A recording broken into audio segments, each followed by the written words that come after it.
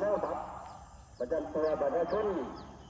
ไปฝากไว้เงินจะเคยนั่งได้ครับเด้อจะไม่เป็นบ้านแต่ทางผมแต่ที่ได้นำไปชมทั้งเทศบาลตำบลหนองสิงห์ภายในมื้ออื่นวันอังคารคือเราชมไว้กับได้มาไว้นะครับเด้อจะขอความร่วมมือกับพ่อแม่พี่น้อง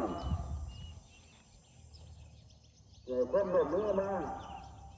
ในโอกาสนี้ด้วยครับผม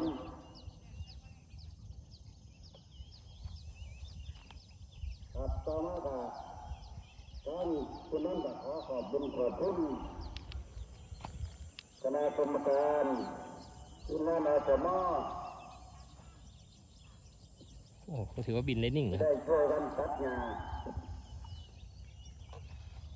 รอบหมู่บ้านของเราให้สะอาด โอเค